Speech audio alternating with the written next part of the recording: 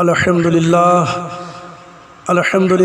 رب العالمین والعاقبۃ للمتقین والصلاة والسلام علی الخاتمین الکریمین وآلہما واصحابہما اجمعین اما بعد فقد قال اللہ تبارک و تعالی فی القرآن الحکیم والفرقان العظیم فاعوذ باللہ من الشیطان الرجیم بسم اللہ الرحمن الرحیم قال اللہ تعالی فالذین آمنوا منکم وانفقوا لهم اجر کبیر الی آخر آیہ صدق اللہ العلی العظیم۔ بزرگان دین، عزیز نوجوانوں، عفت محب پردہ نشی خواتین، آج کی اس مختصر سی نشست میں مختصر سے ہم صدقات و خیرات کے فائدے اور اس سے حاصل ہونے والی نعمتوں کا ذکر کرنے کی کوشش کریں گے۔ اللہ تعالی ہمیں حق گوئی کی توفیق عطا فرمائے۔ حاضرین، مذہب اسلام انسان کو بہترین زندگی بسر کرنے کے لیے جو قاعدے اور قانون فراہم کیے ہیں وہ اعلیٰ نمونے اور مثالی کردار ہے، جو دیگر مذاہب کے ماننے والوں کو نصیب نہیں ہوئی۔ اور اس بات کو بھی یاد رکھیے، قرآن حکیم نے ہمیں جو سبق دیا ہے وہ یہ کہ مذہب صرف چند جانے پہچانے فرائض اور گنے چنے سماجی امور کو ادا کر دینے کا نام نہیں ہے، بلکہ مذہب اسلام وہ جامع اور مکمل دستور حیات ہے جو ابتدا سے انتہا جینے مرنے کے ہر موڑ ہر موقع پر انفرادی، اجتماعی، دنیاوی، اخروی ضرورتوں کی تکمیل کا ضامن ہے۔ اللہ تبارک و تعالیٰ نے خیرات کے سلسلے میں مختلف طریقوں سے رہنمائی فرمائی تاکہ کسی صورت میں بھی اس کے بندے نیک کام بجا لانے میں کوتاہی نہ کرے، اس کے فیوز و برکات سے بہرہ مند ہوتے رہیں۔ قرآن کریم نے انفاق کی باتوں کو قلب میں اتارنے کے لیے طرح طرح سے ہماری بصیرت کو اجاگر کیا ہے، اور انفاق یا مالی قربانی جو ہم کرتے ہیں وہ رائے گاہ نہیں جاتی۔ اللہ تبارک و تعالیٰ اس کا اجر دنیا اور آخرت میں بھی یقیناً عطا کرتا ہے۔ اللہ تعالیٰ قرآن شریف میں ارشاد فرماتا ہے، پس وہ لوگ جو ایمان لائے اور ان میں سے خرچ کیا تو اللہ تعالیٰ کے پاس ان کے لیے بہترین اجر ہے۔ پھر ایک جگہ پر اللہ تعالیٰ فرماتا ہے، وہ لوگ جو اپنی دولت رات دن کھلے چھپے خیرات کرتے ہیں ان کا اجر ان کے پالنے والے کے پاس ہے، اور نہ انہیں کوئی خطرہ پیش آئے گا اور نہ ہی وہ کسی رنج و غم میں دو چار ہوں گے۔ یہ اللہ کا فرمان ہے۔ یعنی سخاوت کرنے والوں کے اجر و ثواب روح کو چوکا دیتے ہیں اور دل و دماغ میں وجد آ جاتے ہیں۔ صدقے کی تاکید کرنے والی آیتیں بے شمار اللہ تبارک و تعالیٰ نے بیان فرمائے ہیں۔ اور ایک جگہ پر اللہ کے نبی صلی اللہ علیہ وسلم فرماتے ہیں، انفق یا بلال ولا تخشى من ذی العرش الاقلالہ، یعنی خرچ کر اے بلال جو کچھ تیرے پاس ہے، اللہ تعالیٰ سے فخر کا اندیشہ مت کر، غربت کا اندیشہ مت کر، فقیری اور تنگ دستی کا اندیشہ مت کر۔ جو تو اللہ کی راہ میں خرچ کرے گا اس سے زیادہ اللہ تجھے عطا کرے گا۔ میرے آقا مہدی موعود علیہ السلام کا فرمان عالی شان بھی یہی ہے، جو اللہ کی راہ میں خرچ کرتے ہیں اللہ اس کا زیب جو ہے غیب سے بھر دیتا ہے۔ اور اتنی تاکید سے آپ نے فرمایا کہ ہر نئی آمد پر جو عشور جو یعنی صدقات میں خیرات میں سے جو ہے واجبی اور فرض اور مستحب بھی ہے۔ مستحب وہ ہیں جو اپنی مرضی سے اللہ کی رضا کے لیے دیے جاتے ہیں، فرض اور واجبات وہ ہیں جو زکوٰۃ اور جو عشور کے نام سے یاد کرتے ہیں، اور عید الفطر میں ادا کرنے والے یہ سارے جو ہیں صدقات واجبہ میں شمار کیے جاتے ہیں۔ یہ سب ہر مسلمان کے لیے لازم ہے اور ضروری ہے۔ اور عشور کے تعلق سے میرے آقا مہدی موعود علیہ السلام فرماتے ہیں، اگر اللہ تبارک و تعالیٰ نے تجھے جو 10 عطا کیے اس میں سے ایک حصہ اللہ کی راہ میں کاٹ دے تو اللہ تجھے غیب سے رزق عطا کرے گا، اور وہی اس کا ضامن ہے۔ اگر دینے کے لیے صحابہ کرام نے پوچھا کہ کچھ بھی نہیں، تو کہا اگر ایک مٹھی بھر اگر شکر ہو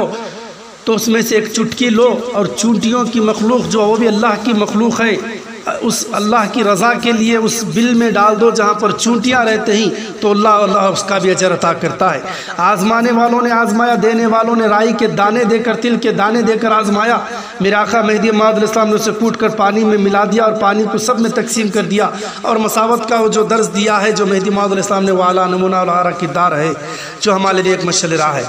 بہرحال صدقات اور خیرات کے بے شمار فوائدے ہیں، میں آپ کو مختصر سے بتاتا چلوں۔ اور یہ جو صدقات، یہ جو خیرات جو دیتے ہیں یہ کفارات میں سے ہی، اور کفارہ کیا ہے؟ جو ہمارے گناہ کو چھپاتے ہیں اور نیکیوں میں اضافہ کا باعث بنتے ہیں۔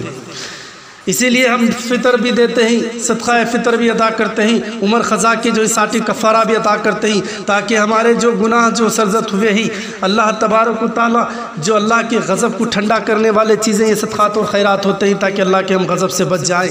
اور اس سے غضب سے جو ہے محفوظ ہو جائے۔ اسی لیے اللہ کی راہ میں ہم جو ہے فطرہ اور صدقہ عمر خزاں یہ سارے جو ہیں صدقات ہم ادا کرتے ہیں۔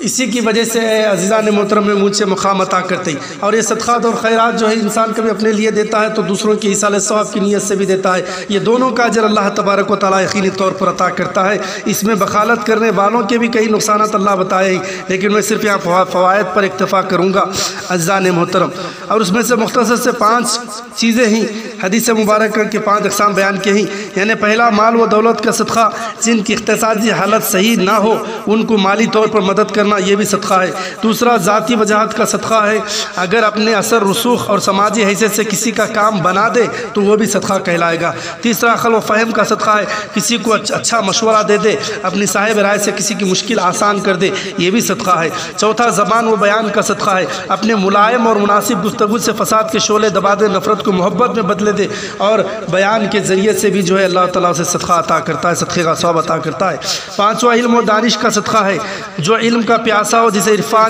عرفان و آگاہی درکار ہو، اسے اپنی حاصل فکر سے کچھ دے دے یا علم عطا کر دے، عرفانیت عطا کر دے، تو یہ بھی صدقہ ہے۔ بہرحال ہر آدمی خواہ جیسا بھی ہو، بہرحال اسے صدقے کے تقاضوں کو پورا کرنا چاہیے۔ آخر صدقہ کیا ہے تو یہ واضح کر دینا ضروری سمجھتا ہوں۔ ہر نیک کام کرنا صدقہ ہے،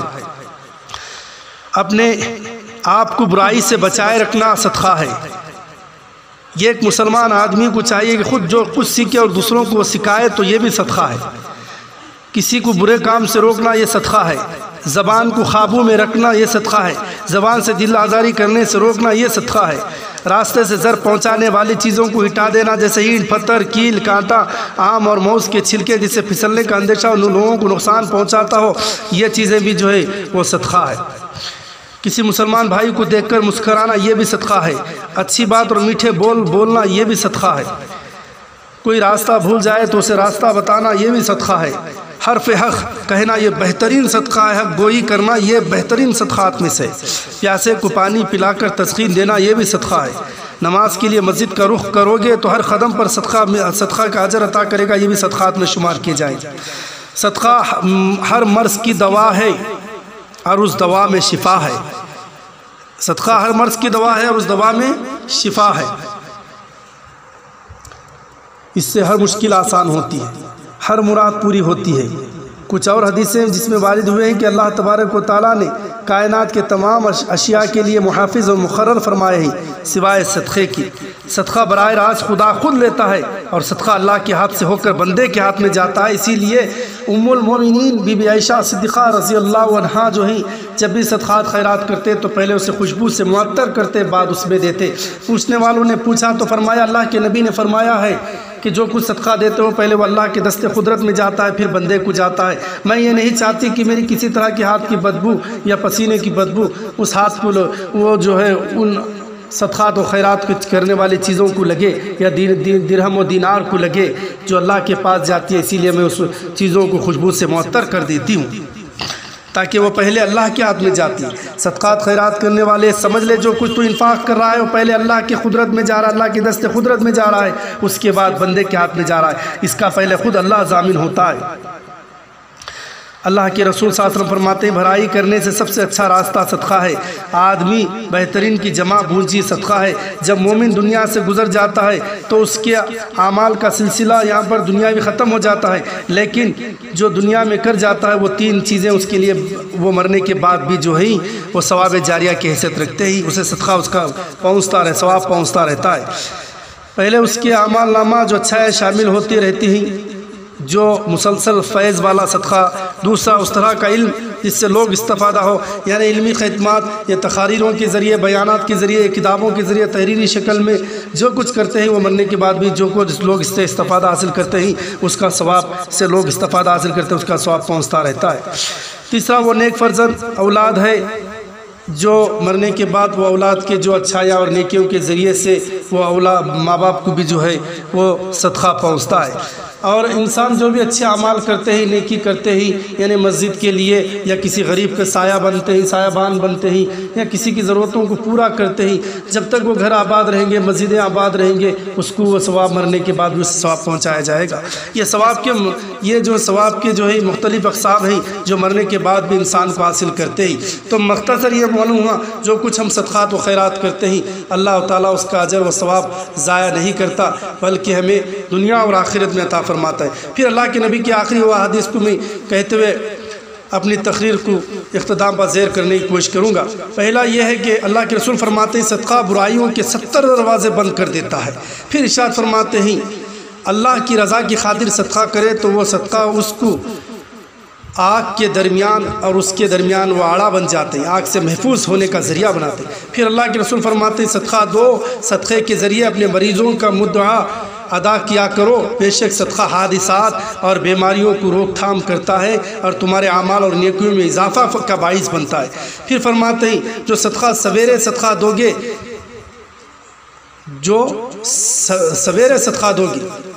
وہ بلا صدقہ سے آگے قدم نہیں بڑھائے گی، یعنی جو سویرے ہم صدقہ دیں گے وہ بلا سے آگے رہے گی اور وہ بلا کو روکے رکھے گی۔ پھر اللہ کے نبی فرماتے ہیں صدقہ اللہ تعالیٰ کے غضب کو ٹھنڈا کرتا ہے، بجھاتا ہے اور بری موت کو دفع کرتا ہے، وہ دفع کرتا ہے۔ عزیزان محترم، اچانک موت آنے سے یہ سارے چیزوں سے جو ہے میں محفوظ رکھنے والی اگر کوئی چیزیں ہیں تو وہ کیا ہیں؟ وہ صدقات و خیرات ہیں۔ تو اسی لیے عزیزان محترم صدقات ہر بلا سے ہر بلا و وبا سے محفوظ رکھنے کا ایک راستہ اور ہتھیار ہے۔ ہر انسان کو جس طریقے سے ہو وہ صدقات و خیرات کرتا رہے، یہ ہمارے ہر مشکلوں کو آسان کرتے ہیں۔ جو کچھ ہم صدقات و خیرات کرتے ہیں وہ ہمارے سائے کی طرح ہمارے ساتھ رہتے ہیں، ہمارے برے وقت میں، ہمارے مشکل وقت میں یہی صدقات و خیرات کا جو ہے اجر اللہ تبارک و تعالیٰ عطا کرتا ہے جو اس سے ہم محفوظ رہتے ہیں۔ اسی لیے مرشدین اکرام بزرگان دین بارہا خطبوں کے ذریعے سے یہ ہمیں آگاہ کرتے رہتے ہیں، زکوٰۃ کے تعلق سے، عشور کے تعلق سے، فطرے کے تعلق سے یا ساٹی کفارہ، جو بھی ہم صدقات و خیرات کرتے ہیں وہ رائے گاہ نہیں جاتے۔ یہ ہماری جمع پونجی ہے جو اللہ تعالیٰ ہمیں آخرت میں عطا کرتا ہے۔ مرنے کے بعد جہاں کوئی چیز ہمیں کام نہیں آتی تو یہ سارے چیزیں وہاں پر کام آتی ہیں۔ بہرحال اللہ تعالیٰ ہم تمام چیزوں کو سمجھنے کی اور سمجھانے کی توفیق عطا فرمائے، اور رسول مہدی موعود علیہ السلام کے صدقے اور طفیل سے اے اللہ ہم نے جو کچھ رمضان کے مہینے میں، مقدس مہینے میں جو عبادتیں، ریاضتیں، اطاعتیں کیے ہیں، اور اے اللہ جو بھی صدقات و خیرات کیے ہیں بزرگان دین کے صدقے طفیل سے اے اللہ ہمیں قبول فرما، ان عبادتوں اور ریاضتوں قبول فرما، ان کے صدقے سے ہر زمینی اور آسمانی بلاؤں سے اے اللہ محفوظ فرما، اور تمام عالم انسانیت کے اللہ تو حفاظت فرما اور ہم پر رحم فرما۔ اے اللہ تیرے غضب سے ہمیں تمام کو اللہ محفوظ فرما۔ وآخر دعوانا الحمدللہ رب العالمین، ربنا تقبل منا انک انت السمیع العلیم۔